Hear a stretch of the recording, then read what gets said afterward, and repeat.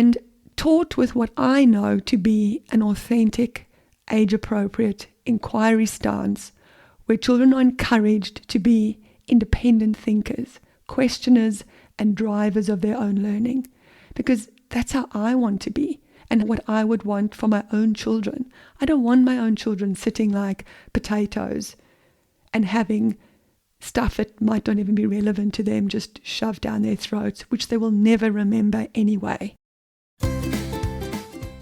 Hello and welcome to Blooming Curious, the podcast that's all about nurturing that natural curiosity in our early years kids and students. I'm Edwina, your host from the Ed's Lessons blog, a passionate advocate for play and inquiry, and on a mission to keep children curious and questioning. The days of talk and chalk are over.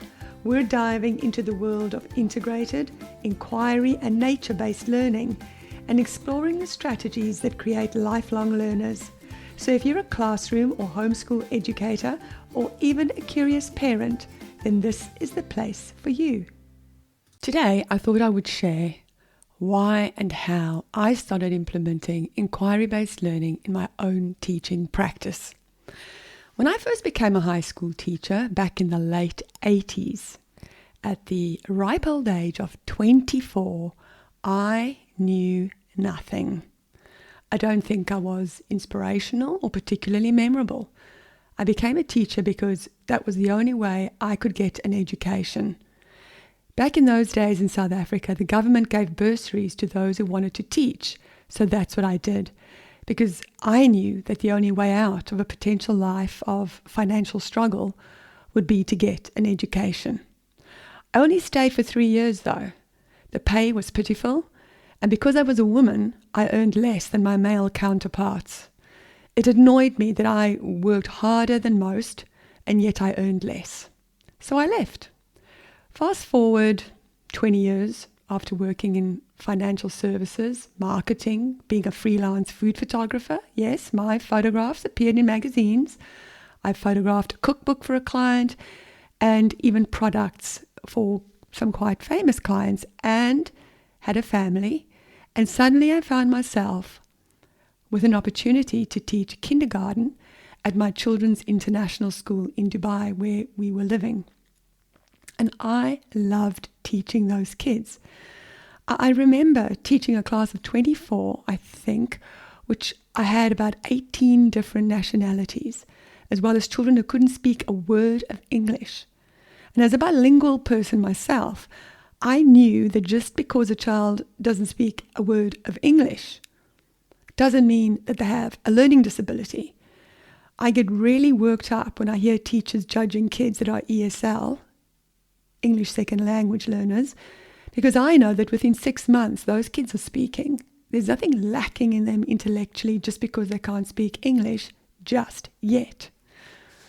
So now that I've got that out of my system, now in this fabulous school, which was called Dubai American Academy, I taught alongside the most incredible educators from across the world. Each one brought their own unique perspective, and together we created, in those days, a Kindergarten 1 program where children learned the basics in an integrated, hands-on approach. And in those days, these kids only came to school until 12 o'clock, which was absolutely perfect for young children. I think school hours are way too long for young children now, and I also think that the long hours now have nothing to do with what's actually best for children, but rather there are all sorts of other reasons at play there, none of them which have anything to do with kids. I also realized that after becoming a mum, my teaching was very much instinctive. I was and am a natural inquiry teacher. I love exploring and asking questions, and I don't easily accept things at face value. I encouraged my children and my students to do the same.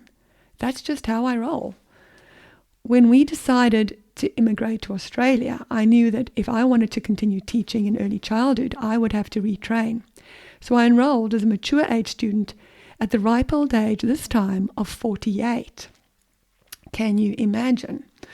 In an early childhood diploma program, which was called the residency mode. It was a fantastic program that they don't have anymore.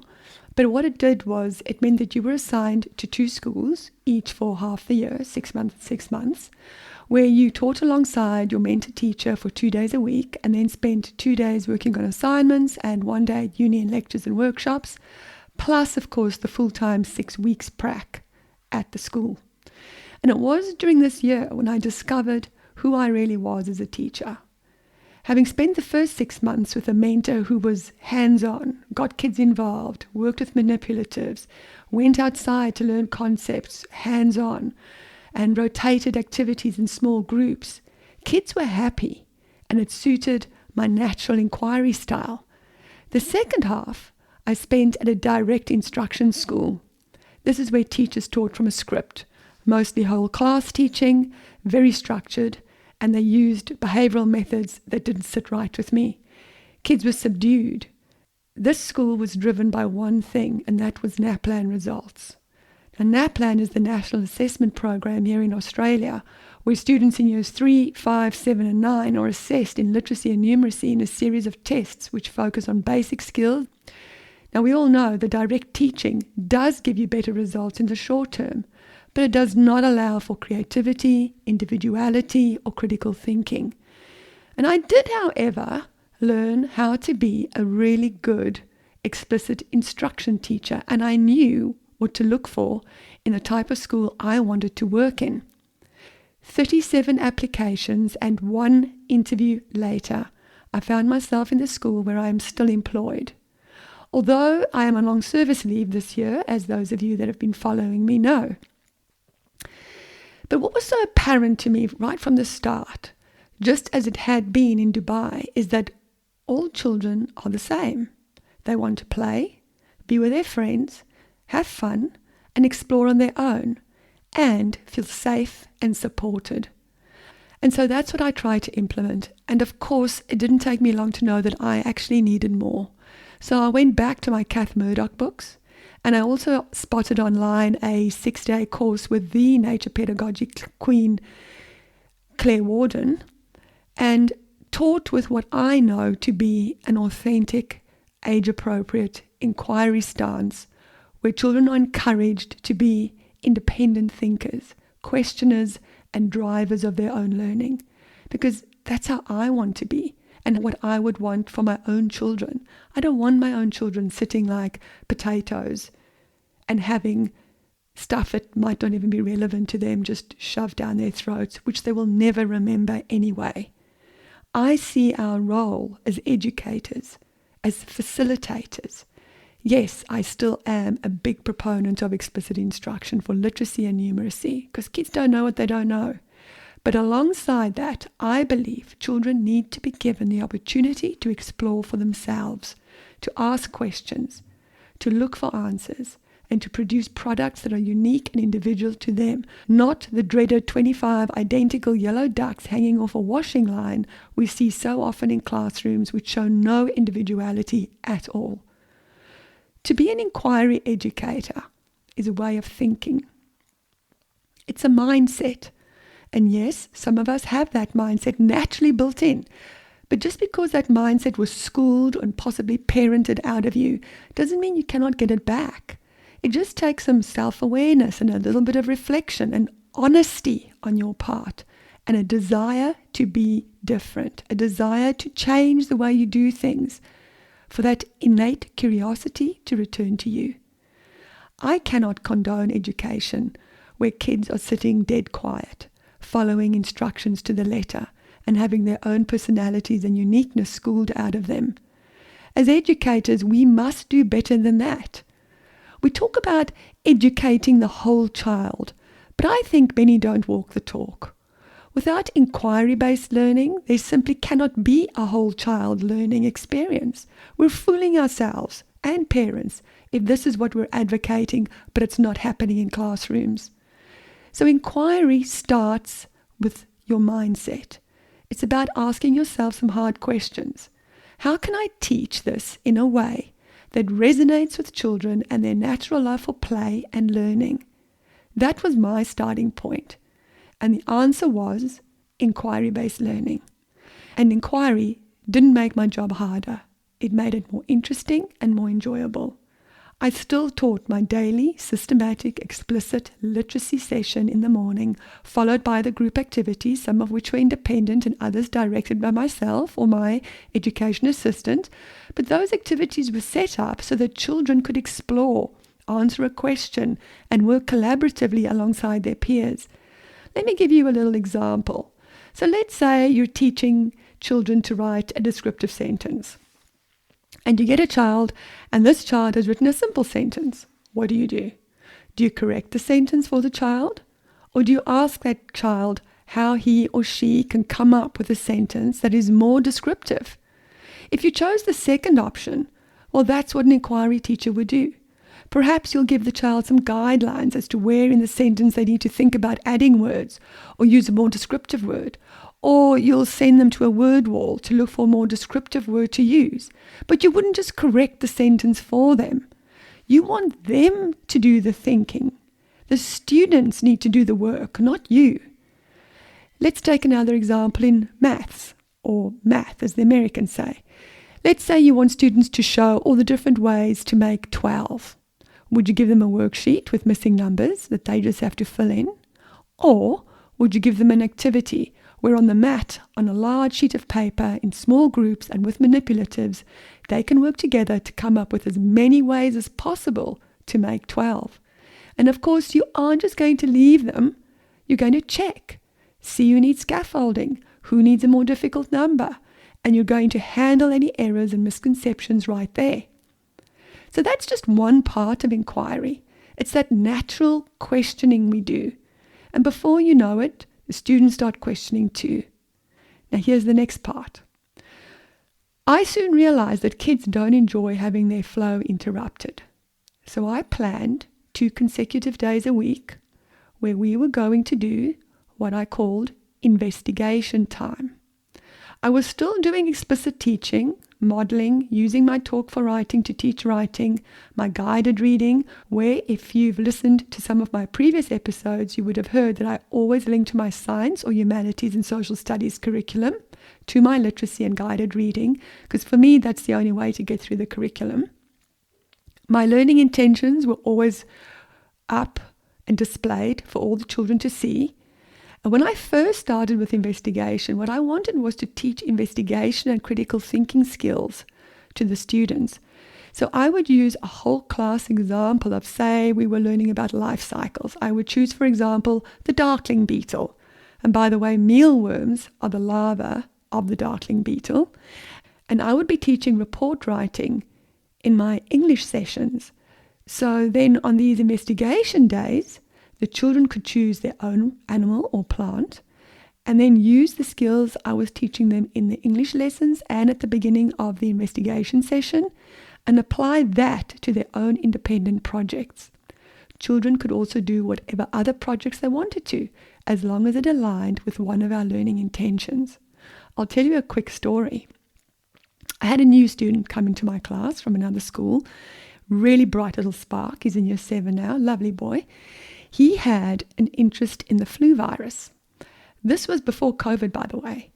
He asked if he could do a project on the influenza virus, not the flu virus. He said the influenza virus.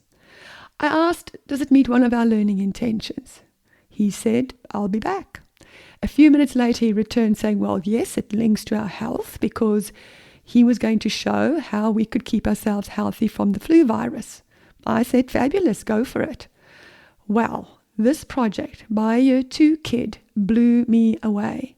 Not only did he ask his questions, find answers, write up the report, but also made the most incredible model of the flu virus. Now, another thing that I expected children to do was that when they had finished their projects, they had to rehearse them and give a presentation where the class could also ask them questions. This way of teaching meant that children did not just learn about one life cycle of the frog. We didn't just learn that one example. They learned about 20 different life cycles because some kids may have wanted to work in pairs because each child did a project that aligned with their own interests and they learned about other interesting projects like influenza, all because they had the opportunity to explore. Now, was it chaotic? Yes, a bit, especially in the beginning when I was still trying to figure out how to best operate in this model. But as soon as I got organized and had everything at hand, because some children wanted to make PowerPoints, others wanted to make models and narrate a movie to go with that, others wanted to make booklets, I think the best thing I did was to get really organized and then relinquish control and trust the children. And you know what? It's a beautiful thing to be in a classroom where children are engaged and working and busy, and you feel this hum. It's a beautiful energy. Oh my gosh, it's making me want to go back into the classroom right now. And I challenge anyone to tell me this is not the best way to teach. Because the children weren't just left to their own devices during those investigation sessions. The skills that they needed to apply in those sessions were being taught to them throughout the week, throughout the English sessions, throughout other sessions where we were learning our reading and our writing. And these students still performed exceptionally well in assessments. They loved coming to school for the most part. They were all engaged. And listen, was I fabulous at all this in the beginning? Of course not. I made mistakes. I still make mistakes. It's different for every cohort, but it's the only way I know of that really gets children interested in learning. So if you're sick and tired of the old talk and chalk, worksheet heavy way of doing things, that, let's face it, doesn't engage modern kids who are now tech savvy, then take a deep breath and just have a go. Your way doesn't have to be like my way or anyone else's for that matter. You will find your own groove. But for you to just be brave enough to get started, I have a resource for you. It's called Inquiry 101, and I created it especially for educators who just want to get started with inquiry. It's based around the same system that I use in my own classroom. But it's not free. It's 12 Australian dollars, which is really nothing, simply because it's such a valuable resource, and in my experience, nothing really good is ever free. And you can get it by going to resources.bloomingcurious.com/inquiry-101. And on my site, I do have a whole bunch of other resources that are free to help you with planning and organizing your inquiry units and your teaching. I'll leave a link to all of these in the show notes. Listen, I hope that today's episode inspired you to have a go at incorporating an inquiry mindset and a strategy into your teaching. And I also want to say that if you need guidance or help, then just email me at contact@bloomingcurious.com. I'll leave a note to that in the show notes. Thank you for sticking with me today and listening to this podcast. I know there are hundreds of others that you could listen to, but you chose this one, and that means a lot to me. If you found this or any other episode of Blooming Curious inspirational, interesting, or simply informative, please click the share button and send it to a friend. And also leave a review. That will help get this podcast higher up the ranks so it shows up for more people. And talking about reviews, I want to thank DBose1, I think that's how you say it, for your lovely review you left. Thank you so much. I'm so glad that even after 33 years of teaching, you still find my content thought-provoking. So remember to check out the show notes for the links, and I'll be back again next week. And until then, remember to stay blooming curious and leave a review, please, just like DBose1 did. Thanks. See you next week. Bye for now.